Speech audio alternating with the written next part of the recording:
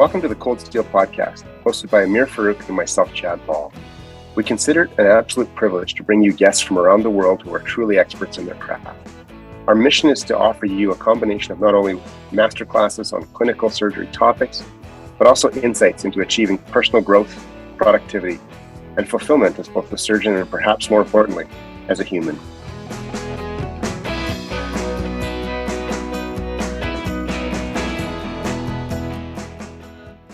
We're so thrilled, Eric, to have you on the podcast. You know, we followed you for a long time, and you're well known in Canada for a lot of the things that you do, and we certainly know how busy you are. So thank you again for joining us. I'm curious, maybe for some of the listeners who may not know you as well as we do, tell us about where you grew up and where you did your training and how you ended up where you are now. Yeah, I actually grew up, so I'm currently in Hershey, Pennsylvania, which is kind of in the south central part of Pennsylvania. It's the town where Hershey's chocolate comes from. If you like Hershey's chocolate, that's great. If you don't like it, I apologize. It's not the world's best chocolate, I swear. But I grew up about 2 hours northeast of here in a small town called Scranton, Pennsylvania, which many people know because it is the setting for the NBC show The Office. So I grew up in Scranton. I stayed home for college. I went to a small Jesuit school there called the University of Scranton. And then I came all the way here to Hershey to do medical school. And then I stayed here for residency. I did 2 years of research in the middle of my residency, also here in Hershey. And then I made it all the way to Cleveland for my fellowship. I spent some time at university hospitals with Dr. Jeff Marks and Jeff Ponsky. I was lucky enough, I went there to work with those two guys. I was lucky enough to work with both Mike Rosen and Yuri Nowitzki while I was there as well. And then, the plan in leaving residency to do fellowship there was to come back here to Hershey. So I've been here as a faculty member at Penn State Hershey Medical Center since 2012 was when I started as faculty. So I'm going nowhere fast, as they say. That's such a neat trajectory, and we obviously know some of the mentors that you named on there. They're like the who's who of laparoscopic surgery and abdominal wall reconstruction. So that's an amazing training pathway and mentors that you have. Obviously, one of the reasons that we wanted to bring you on the show was that you have such a neat career, and you managed to blend some disciplines in a way that I think not many people have in their practice. You have this neat blend in your career of combining both a full surgical practice with abdominal wall reconstruction and minimally invasive surgery, as well as surgical endoscopy. How did you kind of get into this career path, and what motivated you to go down this kind of unique trajectory?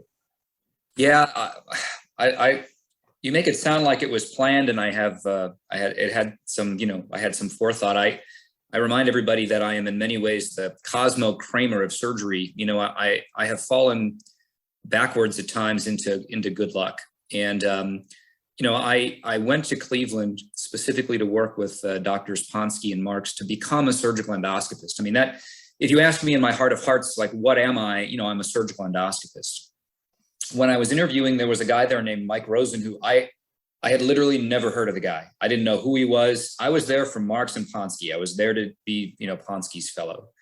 Mike was an abdominal wall reconstructive surgeon, and I had done some of that in my residency training, but my experience was, mostly with complex post-trauma patients, getting open external oblique releases, heavy use of biologic mesh, patients who were, poorly optimized, lots of complications. And I actually said, coming back from that interview, that I would be willing to do those kind of disaster surgeries and put up with the year of wound complications and fistulas, which was, again, my experience with those kinds of surgeries, if I got to spend time with Marks and Ponsky. But when I got there, obviously Mike and Yuri had joined in the year in between my interview and the time that I started. They turned hernia into a science, among other people, but those two for sure were turning it into its own specialty at the time. And while I learned all of the cool surgical endoscopy stuff that I think a lot of people know me for, I also left with this understanding of like how to do a good abdominal wall reconstructive operation. And when I came back to Penn State, there was really nobody who I had trained with left who was doing those operations. And what I saw was an opportunity to build both a surgical endoscopy program, and a complex hernia program. My boss at the time said, point blank, he's like, Eric, you can't be Jeff Marks and Jeff Ponsky and Mike Rosen and Yuri Nowitzki all at the same time. Like, it's not going to work.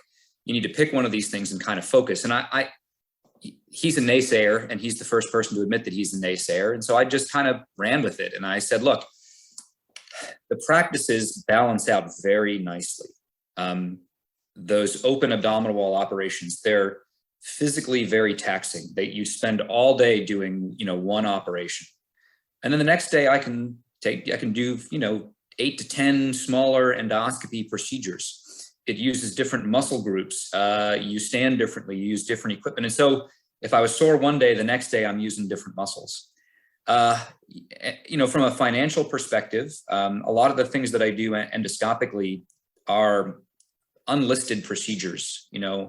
If I close a leak endoscopically, there's no CPT code for that. And while I can show value because my partners like the fact that there's not a leaking sleeve anymore, the department is like, so you just do diagnostic endoscopy and a little bit of fluoro, where's your productivity? And so the hernia stuff definitely has high RVUs and high reimbursement, and the endoscopy stuff doesn't. And so for many years, that balance of mental, physical, financial, taxation on myself, it balanced out very, very nicely.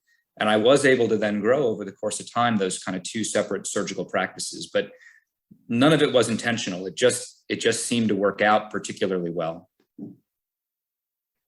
It's such a fascinating voyage and a great insight. Just speaking personally, I fuse hepatopancreatobiliary and trauma, which is also, initially met with a lot of naysaying, and I understand that. The people pick each of those jobs for very different reasons and generally hate the other. And it's really, really neat, as Amir said, how you fuse that. I'm curious, how do you define surgical endoscopy? Because I think that maybe that 30,000 foot term is really quite confused, and certainly means different things to different people across the continent. Yeah, that's a really great question. And I thought about it. You guys sent me, sort of the list of things we might talk about. And I thought about it overnight, and I don't know that I have a very good answer, because ultimately, anytime a surgeon picks up and uses an endoscope, that really is, surgeon performed or surgical endoscopy. And even in my own division, I have, there are 7 surgeons within my division. All of my partners utilize flexible to some extent, but the degree to which they use it, even within our own group, varies, quite dramatically. Many of my bariatric colleagues use it, for on-table endoscopy only. They do a lot of diagnostic endoscopy. They're inspecting their work. They're using it to leak test. That's obviously surgical endoscopy, but other people look at it and say that's just kind of routine surgical practice, and everybody should be doing that. And I agree with that opinion.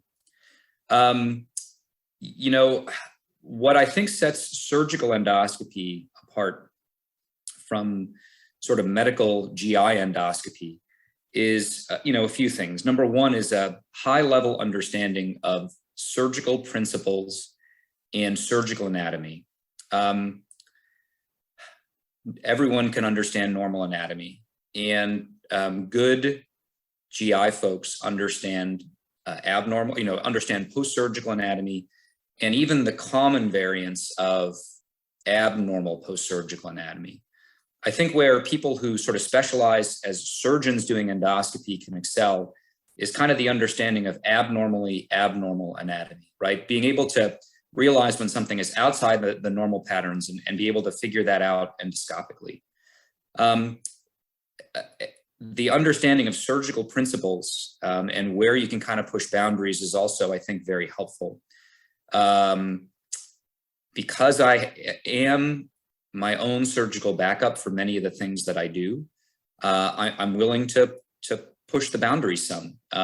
I have surgical colleagues who send me patients who they already understand that somebody is looking at getting another surgery if I can't fix the thing that they're asking me to fix.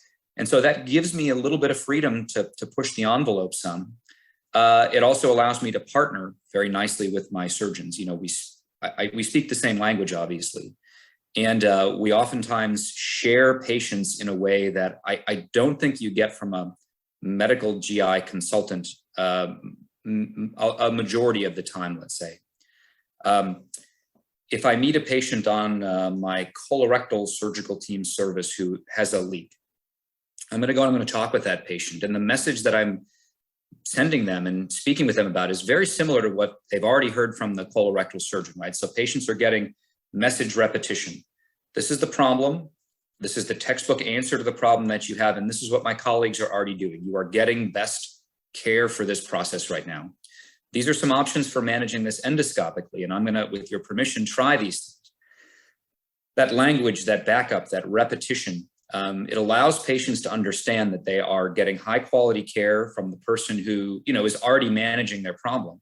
And B, that there are other options that we can offer, you know, as surgeons. I oftentimes tell people that I'm that, you guys know what a pilot fish is? Those are those fish that live on sharks that like keep the sharks like clean, like they keep bacteria from growing in their eyes and stuff like that.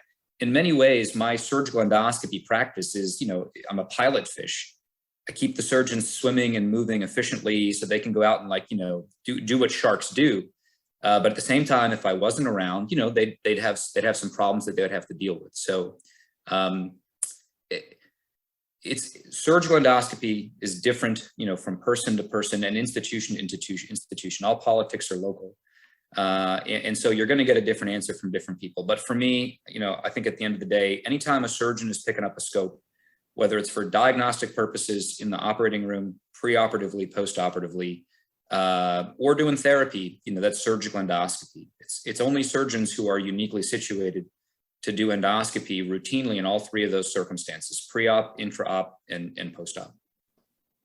Oh, I love how you frame that. That's a wonderful description, and it sounds like an amazing practice. I'm curious, maybe just to go a little bit deeper, what would be your top most common, say, 5 procedures ish that you do in your local surgical endoscopy practice? And then what are some of the ones that maybe are a little bit more exotic?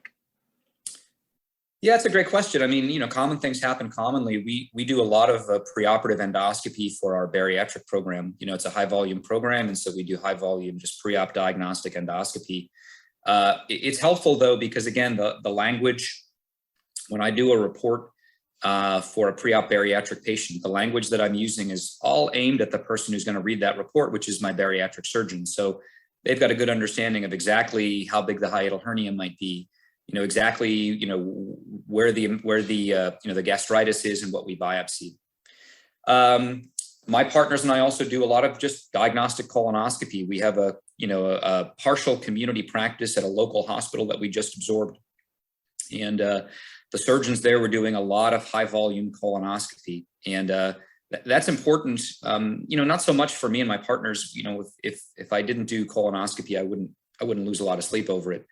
But for our surgical residents and our trainees and our colorectal fellows, having access to those high volume colonoscopies is super critical. For my fellow in particular, you know, who is a minimally invasive fellow, I can't teach you how to close a leak at an ileocolic anastomosis if you can't safely and efficiently, you know, get to the ileocolic anastomosis, right? And so we think about those diagnostic procedures as procedures themselves, but for me, the repetition and just doing those things over and over and over and understanding the motions blindly, you know, it's all muscle memory at some point. It is critical as we move on to, you know, more advanced procedures. My next most common procedure is probably endoscopic management of leaks. It's a thing that our group in particular is sort of known for locally. You know, we are a tertiary care medical center in the middle of a cornfield. And so we have lots of small community hospitals that surround us. And we see leaks like anybody else might see, except that if they come to our practice or they're referred to us, we try to manage them endoscopically. And so that includes, a variety of different tools and techniques.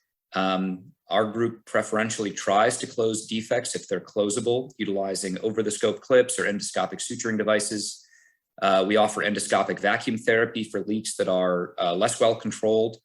We do long-term internal drainage procedures with double pigtail stents for more chronic leaks and fistulas. So we offer, most of the tools that are out there for leaks are in our armamentarium. What that means is that if you come to us with a leak, where, it's not kind of hammer and nail sort of philosophy, leak gets stent is what happens at many places. If you have, for example, a leak after a bariatric operation, at our facility, leak gets diagnostic endoscopy with on-table fluoroscopy and a comparison with the preoperative cross-sectional imaging, and then kind of a timeout in the operating room for us to draw up the anatomy of what's going on. Where is the leak? How long has it been here? How much contamination is there outside? And then we go to our list of therapeutic options, and we pull the one off the shelf that we think at the time is the right answer for the patient.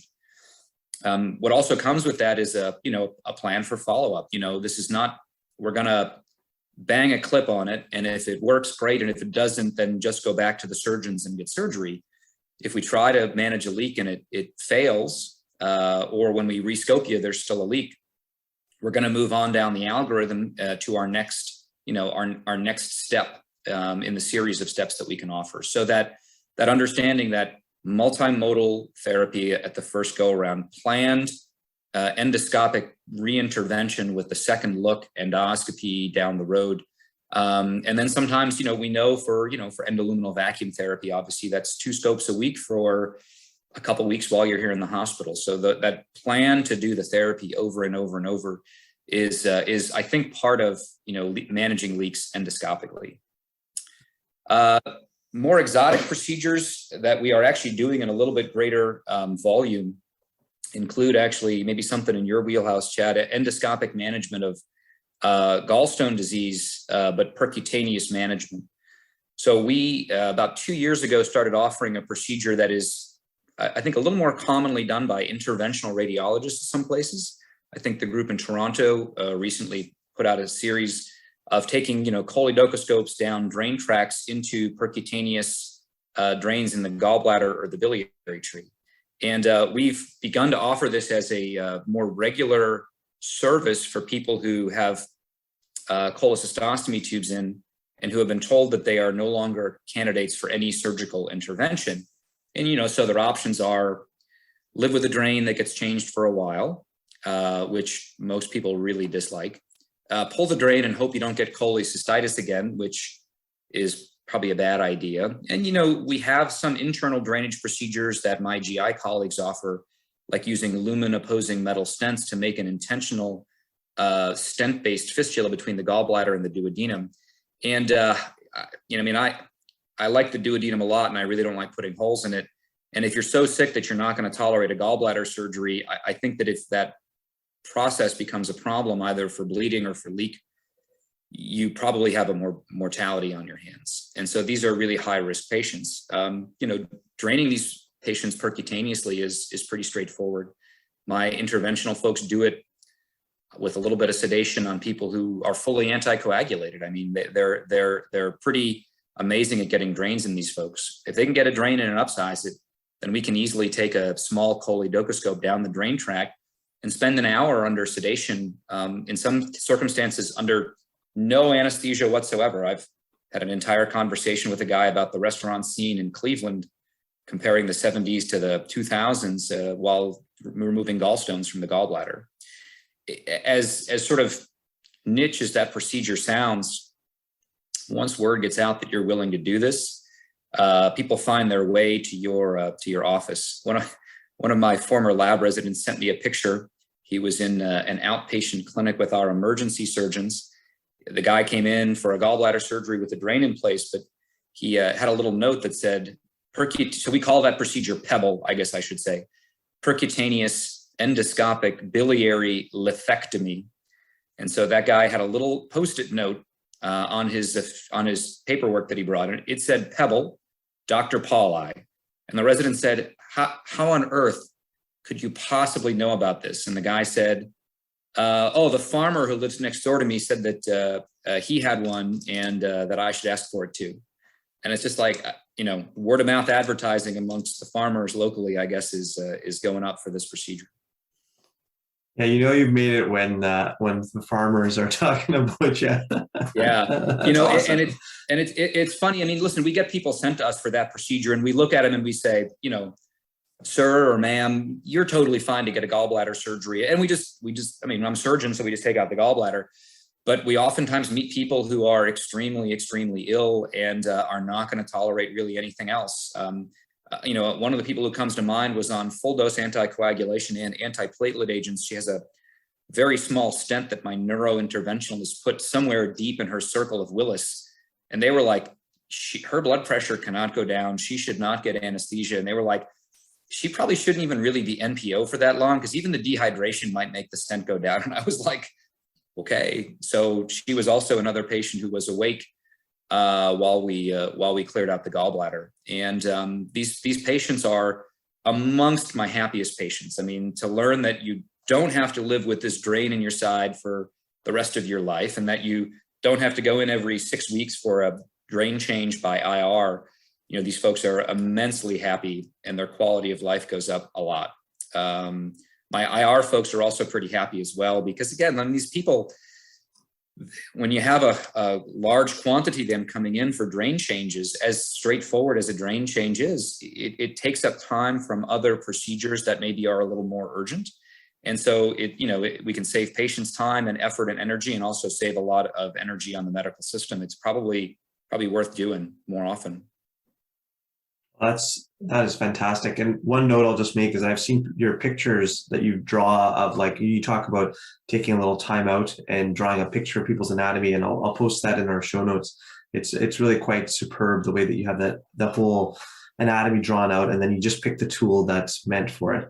I mean, the one big question I have with regards to your practice and all the amazing things that you do is, there is an aspect, an element of training that always is a question when people talk to you about your practice, and kind of, there's discussions between you and other folks on Twitter. I was thinking recently of the discussion about lap CBD explorations, for example, sort of not surgical endoscopies, but along the same lines. Like, how many of these procedures were you doing when you were a fellow? How many of these procedures did you have to kind of figure out once you became a staff, and how does that training aspect and the case numbers and things like that, how does that play into all this, especially when you were trained by surgical endoscopists, not necessarily endoscopists or GI folks, and so how does that whole interplay of training, and especially training with surgeons as opposed to the GI folks, how does that all kind of work out? Yeah, it's a great question. And I was fortunate enough that a lot of my early flexible endoscopy training was in the lab when I was a research resident with my GI colleagues, because we were working on, as many folks were at the time, natural orifice surgical projects, right?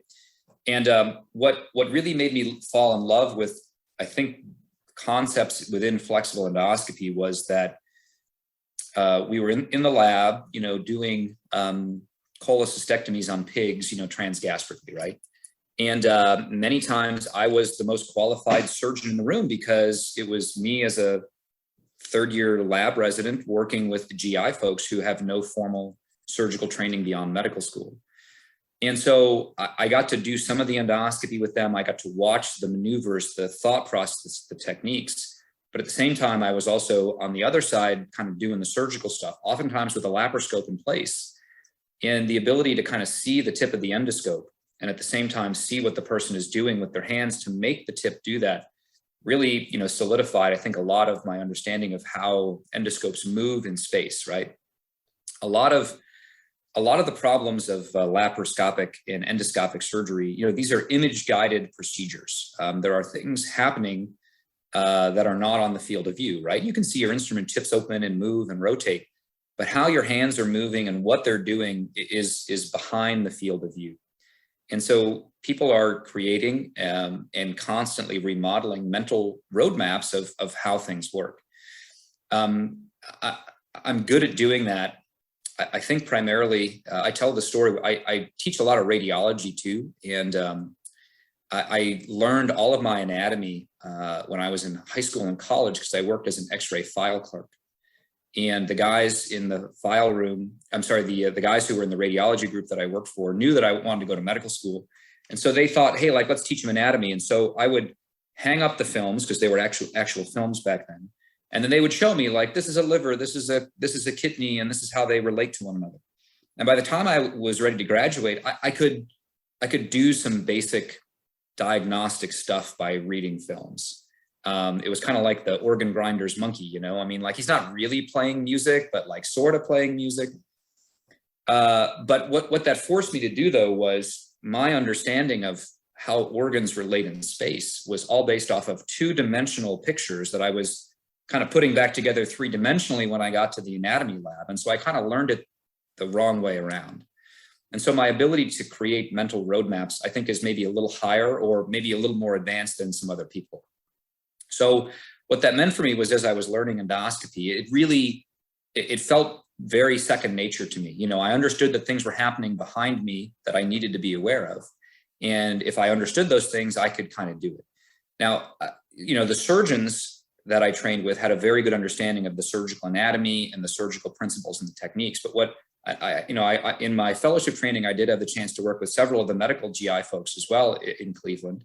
And, you know, they're just watching how they move and how they think about what's going on with the scope. It's just a little bit different, but at the same time, you know, it's obviously the same tool that you're using. And so you can pick up little differences here and there from how people are doing it. The words they use are slightly different. What I think surgeons need to get out of a training in endoscopy is two things. There's this big debate, obviously, about volume-based competency versus sort of skills-based competency, right? Those two things, you know, the Venn diagram of those two things overlap. Nobody is proficient after, you know, 25 upper scopes, right? But do you need 200 upper scopes to be proficient and safe? You know, probably not. But if you're going to move on and you're going to be a, you know, sort of a therapeutic endoscopist, you got to just bang out diagnostic scope after diagnostic scope after diagnostic scope. And I was fortunate enough that after I left the lab and had this cool understanding of what an endoscope can do, I went to our VA medical center, which did, you know, a lot of smaller surgeries, but also the surgeons there ran the endoscopy unit. And I basically just told my chief resident, I have no desire to do any surgeries for the next 2 months while we're here. If that's cool with you, I'm going to go to the endo unit. And she was like, yeah, I'll do the operations and you go do the scopes. You're an idiot. And I just with the surgeons there just did diagnostic scope after diagnostic scope, upper and lowers. And that's really where that skill set kind of solidified. In fellowship, you know, I did a lot of therapeutic stuff. I'm trained in ERCP. We were doing a lot of poems back then. But many of the things that I currently do, especially all of this endoscopic management of leaks, we did, you know, very small amounts of. Endoscopic suturing devices were still in a first generation mode. We were actually trying them in colons in a prospective clinical trial to make sure we wouldn't perforate the colon while we were suturing with them. Over the scope clips existed, but we didn't have them. And so, you know, a lot of the things that I do on a very regular basis have been worked out in the meantime. It'd be no different than if I told you that, you know, we had a new way to you know, do a laparoscopic colon surgery, right? Instead of medial to lateral, lateral to medial, I'm going to teach you the bottoms up technique. Okay. It's just if you understand laparoscopic surgery and you understand the colon, you can put those things together and kind of build it up. I'm in my career as an endoscopist, I'm going to learn something new the next week and the next week and the next week, because we have new tools and new devices available for things on a regular basis. So that's the other part that I really do love, is that this is there's going to be a lifelong, learning process of new things. I'm personally looking forward to flexible endoscopic robots, which is really, the next thing that's going to kind of hit the market here. Endoscopy is hard because of all of those mental modeling things that you have to do. Your eyes and your hands are connected. Instruments only work, in and out of the plane of the field of view. So the ability of a device to go in and triangulate with eyes above the hands that can articulate and roticulate with some ability to oppose tissue and work 90 degrees to the field of view is going to revolutionize how we do a lot of the surgeries that we think of as surgeries. If we can save the organ but remove the cancer, I think people are going to like that concept. And, it's going to be surgical endoscopists who are uniquely situated to do it. We do the surgeries now. We already do robotics, many of us, and we, have access to flexible gastroscopes. We just kind of need the robot to help us with that minimal access portion of the procedure.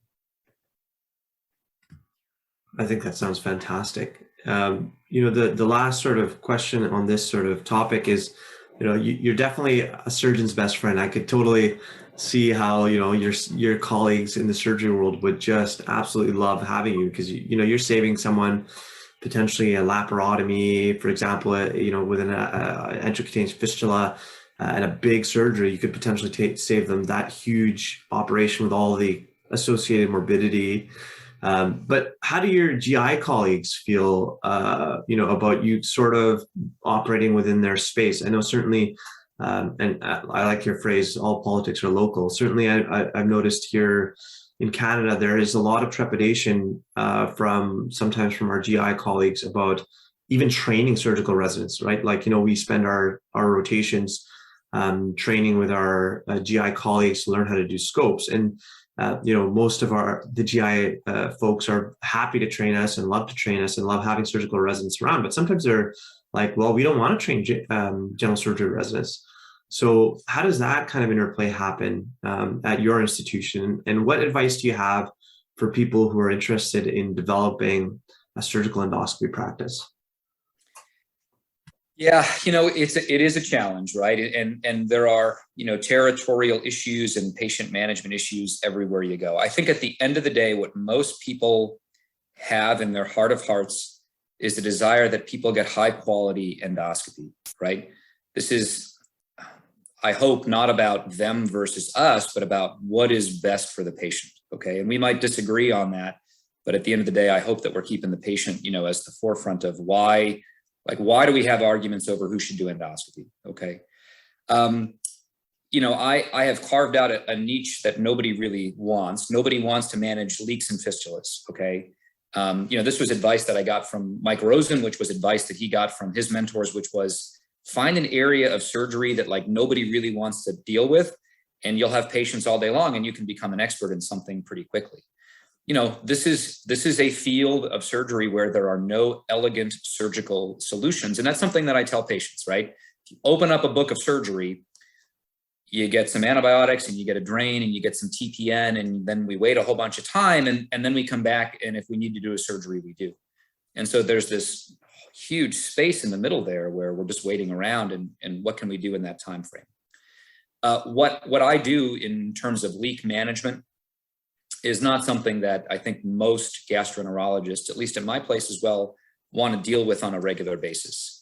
And, there's a variety of reasons for that. These patients are extremely time consuming. Many of them are not stable or fit to be scoped in an endoscopy unit. So they need to be managed in an operating room. Sometimes the tools and the devices and the things that you need to do these procedures are endoscopic tools, but also some surgical tools, right? So, endoscopic vacuum therapy, if you're going to do that, your endo unit has to stock the vacuums. You got to get them over. You got to have needle drivers and sutures to construct the device, because there's no currently commercially available version. So if you're going to do that, you've got to, have access to some surgical tools and equipment. And for me, the best place to do that is the operating room. These are a highly litigious group of patients. And I mean, not just my group of patients who leak, but in general, patients who leak and have post-surgical complications are more likely to be involved in lawsuits. And there's good literature from the bariatric, literature, from the colorectal literature to support that. And so, like, if you asked me just as a, by the way, hey, would you be interested in doing something that's really complex, that's going to occupy a lot of your time in a patient who's extremely likely to, sue us and the institution? I think most reasonable people would say, like, I'm not super interested in doing that. But as I've done more and more and more of these, I think the main things that are helpful, we can, I can't close every leak, all right? But we can make almost everybody better in some fashion. Sometimes that better is just an understanding of what the process is. Sometimes that better is just me coming along and reinforcing to the patient that they have a problem, that their surgeon is managing that problem completely appropriately, and that I have nothing to offer from a scope perspective, but that they're being well cared for. It's just that reassurance. It's a second free surgical opinion about the problem that really helps, I think, the patients understand that, like, I'm not happy that this happened, but I am glad that, Dr. So-and-so is taking good care of me, and I've got a second opinion that says that. But, as you said, Amir, for the people who we endoscopically close, these people are exceptionally happy. Many of them were referred to us being told, you need a surgery. There's a patient who I remember very distinctly, who was referred to me by one of my former co-residents, who's a bariatric surgeon. And he had done a sleeve on her. And 2 years or so after the sleeve, she was getting a thyroid operation. And after her thyroid surgery, she started having these really weird fevers and wasn't feeling well. And they were trying to figure out, like, how is this endocrine related at all? And they eventually imaged her because she was complaining of some abdominal pain. And they found a big fluid collection around the sleeve staple line. And they sent her to me as a potential chronic sleeve leak. Interestingly enough, we actually published this in the Bariatric Times a couple of years ago. They had put an NG tube in her during the thyroid surgery because she said, I have a lot of reflux, and they were concerned about her aspirating.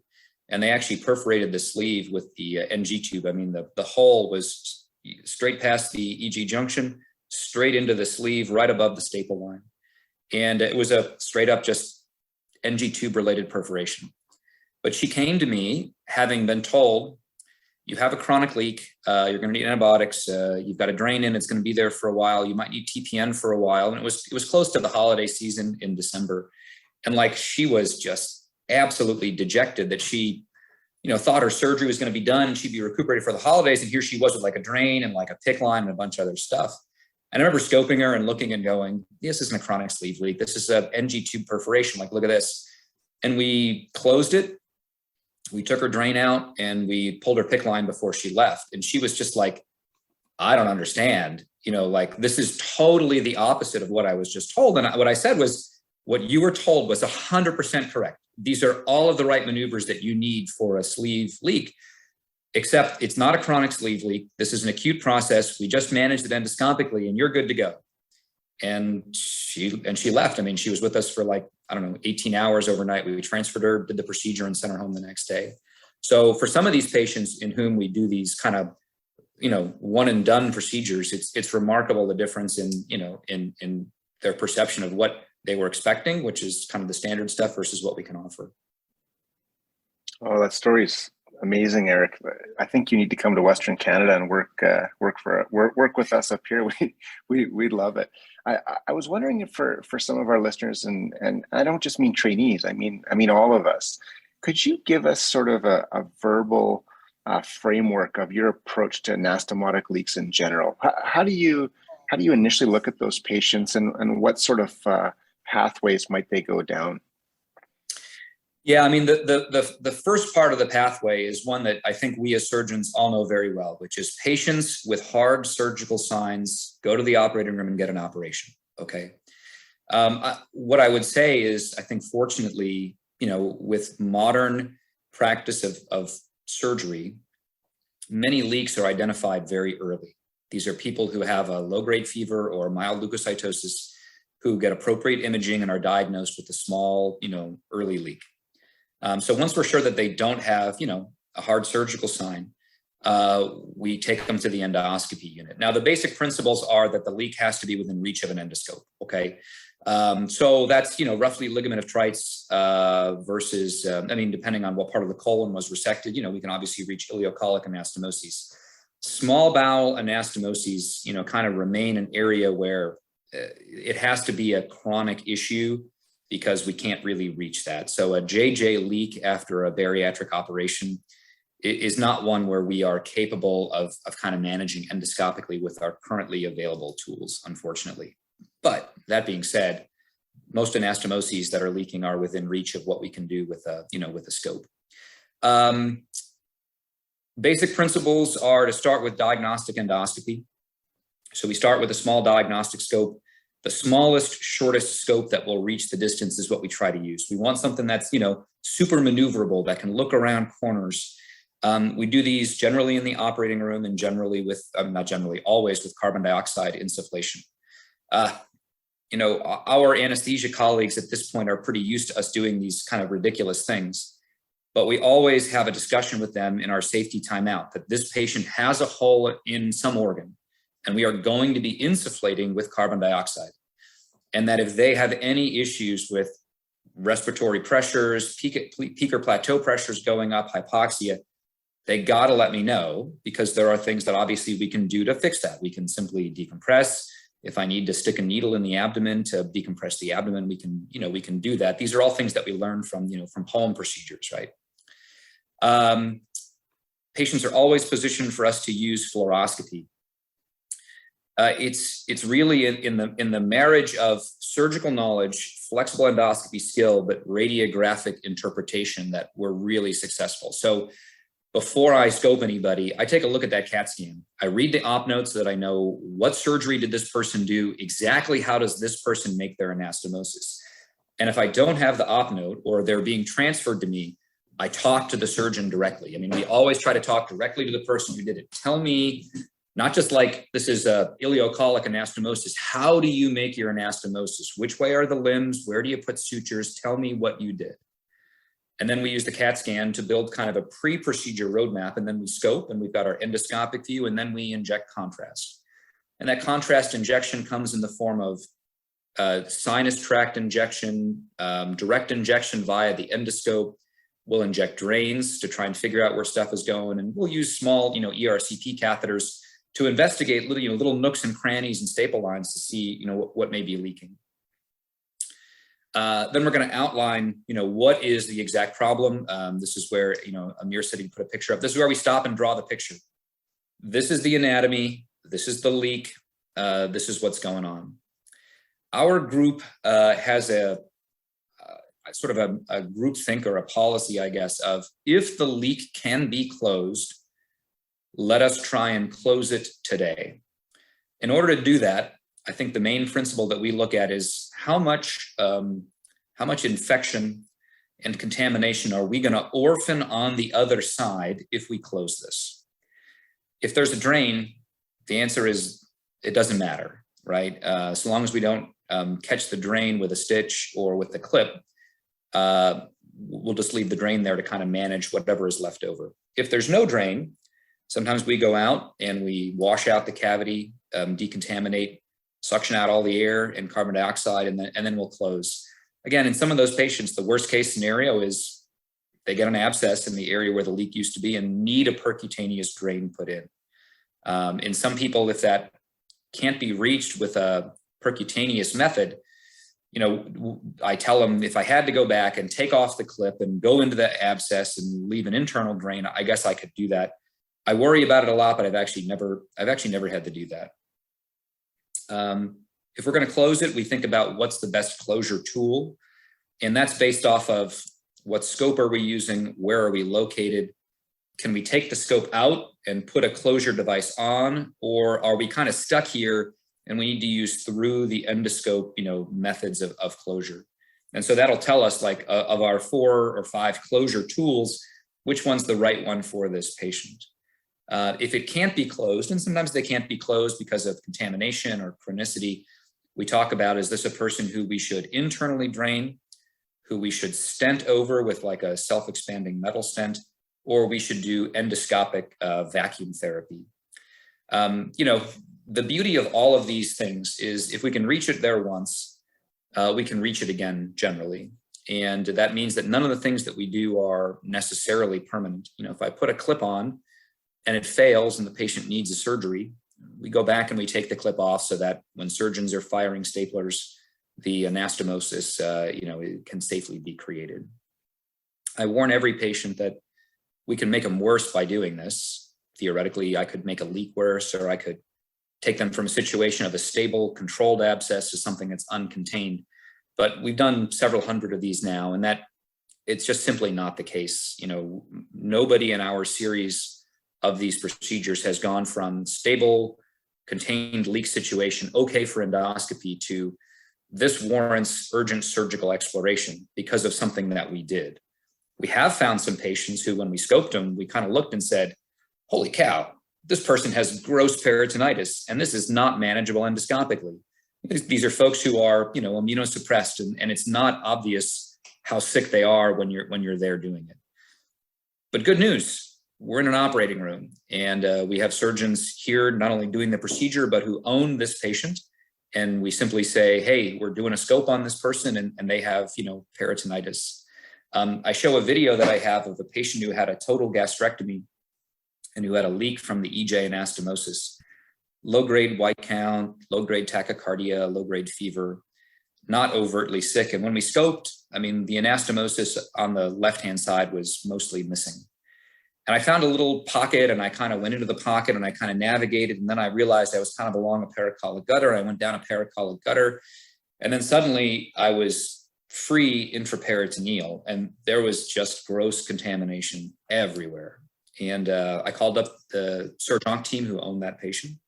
I said, guys, listen, I'm sorry, but I can't fix this. I want you to come and take a look. And they said, yeah, all right, so let's get some stuff. And they were calling for tools to do a laparotomy. And I said, we don't need to do a laparotomy. And they said, this guy had a open total gastrectomy 14 days ago. There's going to be adhesions everywhere. We can't do this laparoscopically. And I said, you can, because I'm already intraperitoneal and I can actually show you where to put ports in. And so we've got videos of endoscopic guided laparoscopic port placement for lap washout.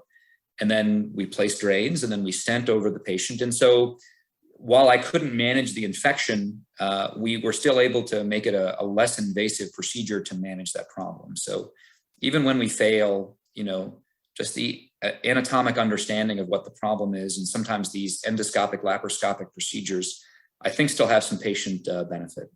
But you got to know when to say when. Nope, we don't got them. They weren't widely available. So we definitely have over the scope clips, but it's one of those things where as a general surgery resident or a general surgeon, it's not something you're necessarily seeing every day. So I don't know that all of our listeners will know what you're talking about. Yeah, so we have several different closure devices that we use endoscopically. Through the scope clips are small individual clips that provide some mechanical compression. They're very commonly used for GI bleeding. They're useful as radiographic markers. You can clip and I use them a lot when I'm putting a nasogastric tube or a jejunal feeding extension in place. I put a little suture loop on the end and I clip that suture loop right to the mucosa.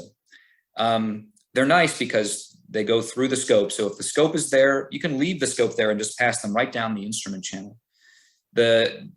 Which means you don't have to move the scope. They're widely available. Every endoscopy unit has these. The downside is many of them are not approved for full thickness closure because they just don't get very big bites. But they also come off very easily. And this is both good and bad. If you put it in the wrong spot, you take it off, but they don't have a lot of mechanical closing force. Over the scope clips are much larger compressive devices that are mounted on the end of the scope with a cap attachment that looks like a kind of rigid plastic hood. And these devices they're nitinol and they're kind of sprung open.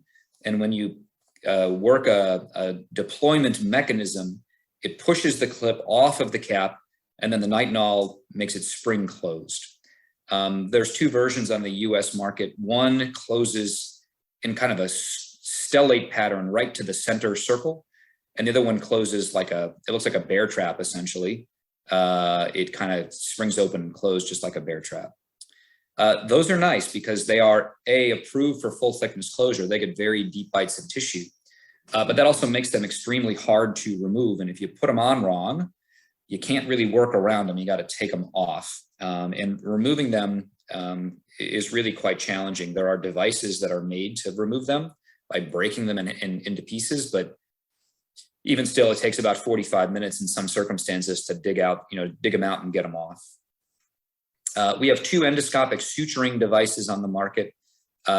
These work very similar to the endostitch device that many laparoscopic surgeons use. It's a needle with a suture kind of swedged onto it that kind of shuttles back and forth between 2 opposing portions of the tool. And what makes this nice is it is a needle and thread. And if every laparoscopic stapler in the world broke tomorrow, surgeons would still be able to do anastomoses because we all know how to sew. And that's really what makes these unique is if you can sew it, you can do it, right? The downside is they're very challenging to learn how to use because, you've got suture everywhere. You've got a field of view that's somewhat limited. It'd be like suturing if the laparoscope was essentially tangled in the suture the entire time. They also take a little bit of working space to be able to work. The swing arm has to open and close. And if you don't have room for it to open and close, or the hole is in a very small nook or cranny, you can't get the bites that you want to get. But the universality of suture is really what makes them, I think, excel. We have the newest device on the market is the device that is basically small helical tacks, and they screw into tissue just like a laparoscopic tack that you might use to secure mesh. But run between each of the tacks is a 3/0 proline suture. And so you can essentially, it passes down through the instrument channel. So without taking the scope out, you can essentially pass this device down and you can kind of rivet 4 little rivets with a string in between, and when you pull, it opposes tissue. It doesn't get very deep bites of tissue, and it's primarily indicated for closing, let's say, a colonic mucosal resection bed so that you're not leaving a massive ulcer. You can actually close those fresh tissue edges. But we've definitely been using it for more challenging locations. If I can't get the jaws of a clip to open, or it's so far in a corner pocket that my Ovesco cap can't actually even get in there, this device can get right down in and you can kind of spot rivet very small areas closed. So we're kind of learning where that fits in our armamentarium. So those are kind of the workhorses of our actual closure tool set.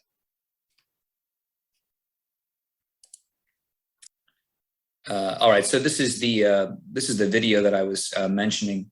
So, when we're talking about managing leaks, I said you have to be comfortable kind of getting out into the leak cavity. And so the video that's playing, the blue is the actual sleeve lumen and the yellow there is the leak cavity. So this is us taking an ultra slim 4.9 millimeter scope out into the leak cavity. And we're doing, some drain management. We want to put the drain right next to the leak before we close it. And obviously that cavity is pretty heavily contaminated. So we'll get out there and we'll kind of wash that cavity out. Now this is the other video, which is, this is a patient who does not have a drain in their cavity yet. And so I mentioned earlier that, if there's a large amount of contamination, I can't really close the leak without managing that leak cavity. So just like interventional radiology would place a percutaneous drain in with some guidance, this is what we do here. We've got endoscopic and we've got fluoroscopic guidance. So that's kind of the endoscopic view of a percutaneous drain being placed into a cavity. And this is let's call it a medium size, pretty well contained cavity. Obviously, some cavities are uncontained. So this is that patient I said who has gross peritonitis, day 14 from a total gastrectomy, EJ anastomotic leak. I cannot fix this endoscopically, but this is the patient who my partner said, well, we'll just, kind of open up the midline again and we'll do a laparotomy. And I said, look, just get a trocar in. And if you get a trocar in and take a look with the scope and you can't find any place else to put ports, then fine.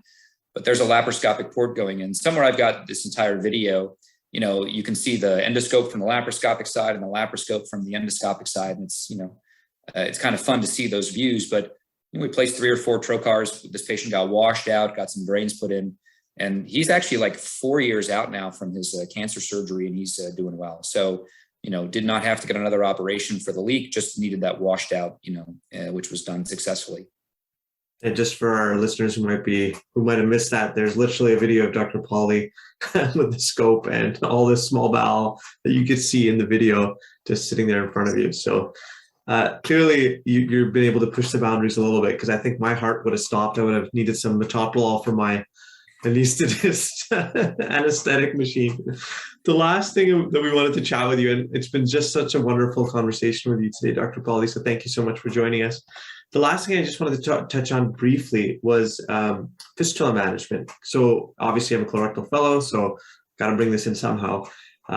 You showed us some great examples again, and again, if you wanted to pull up those videos, that'd be great, of you managing colovesicular fistulas, again, with some of the same techniques. Can you talk to us a little bit about that?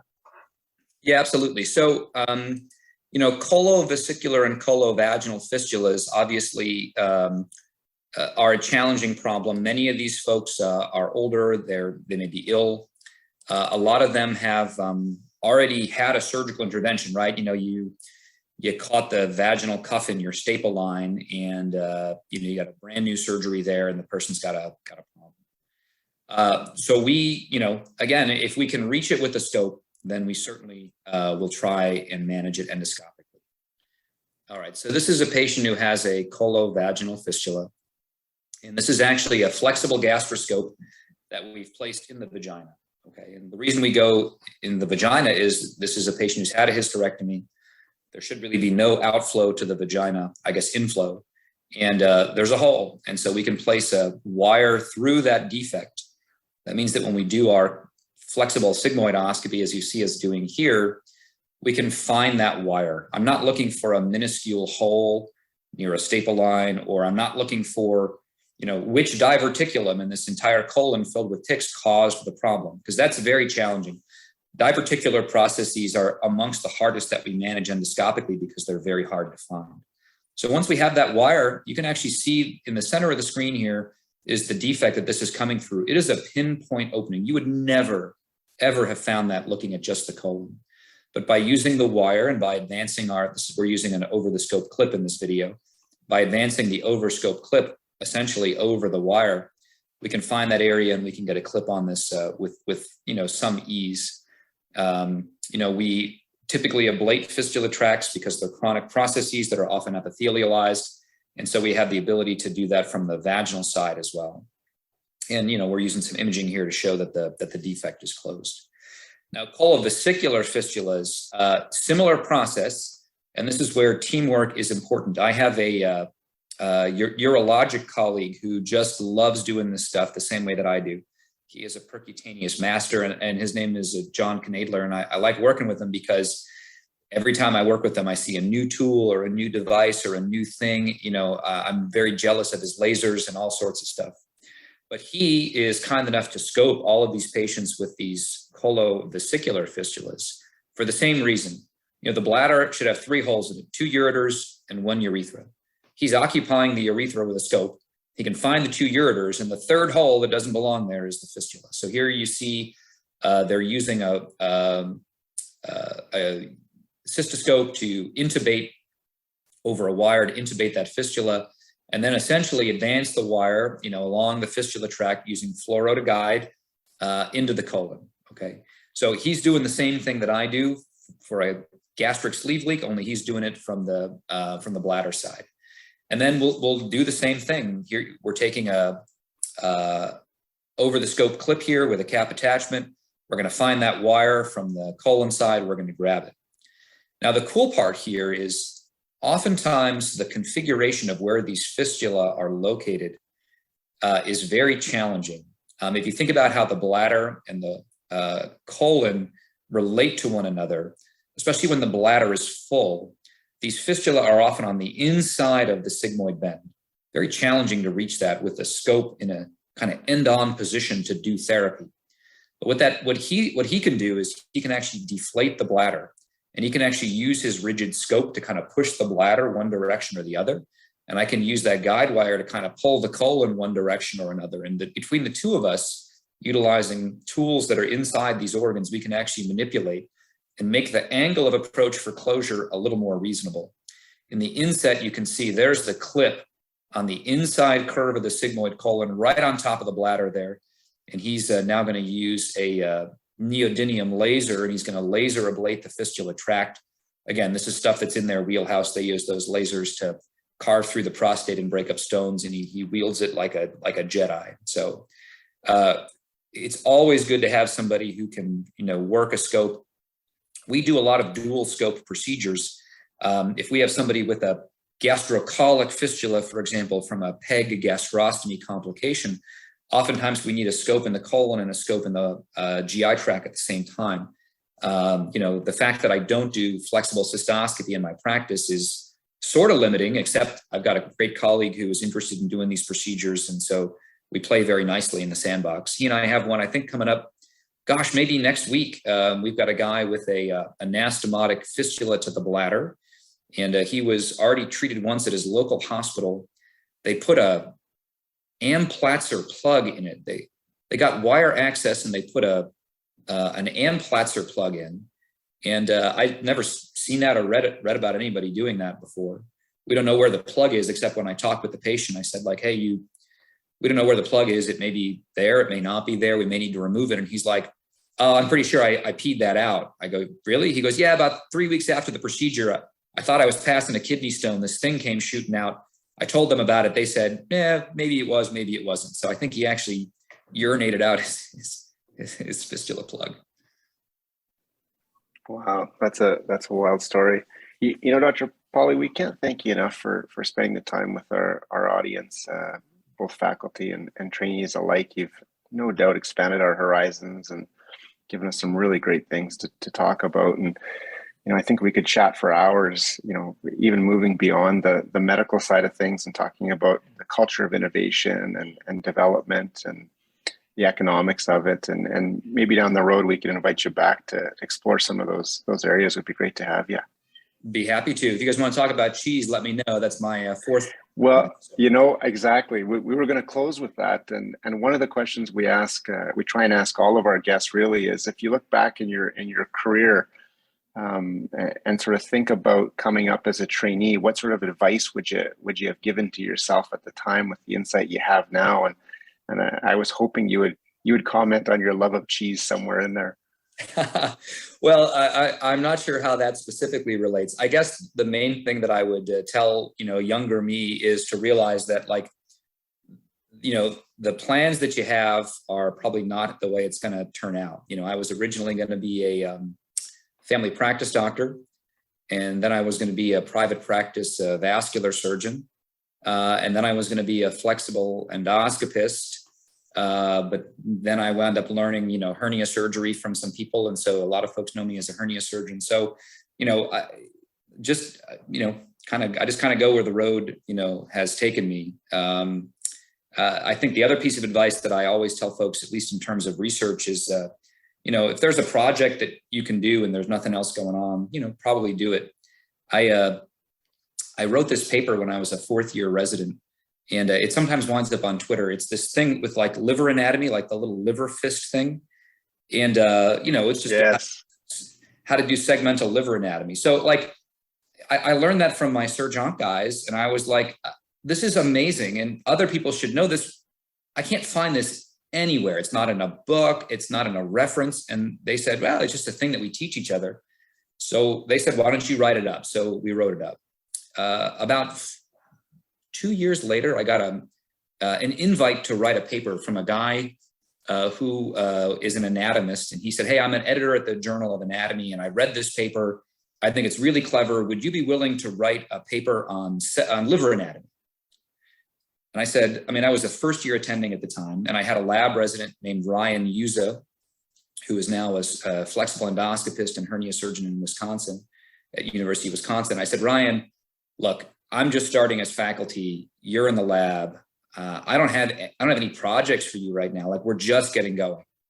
Do you want to do this? I think it's kind of stupid. And you and I are not liver people, but He's asking, it's an invited paper, like, let's just do it. And he was like, yeah, sure, let's just do it.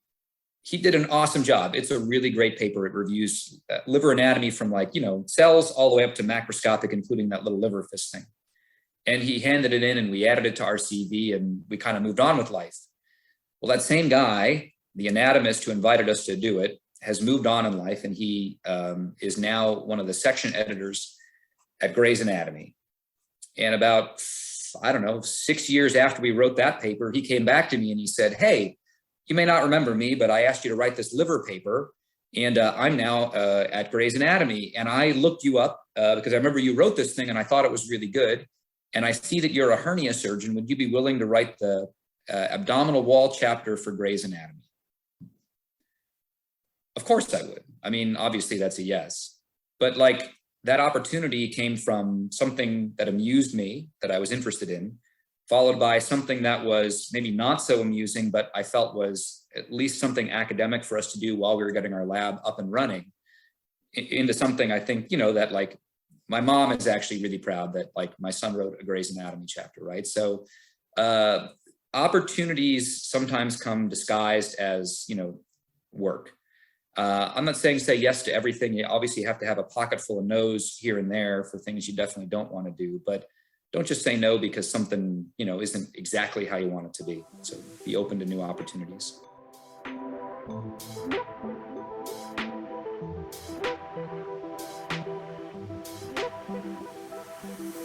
You've been listening to Cold Steel, the official podcast of the Canadian Journal of Surgery.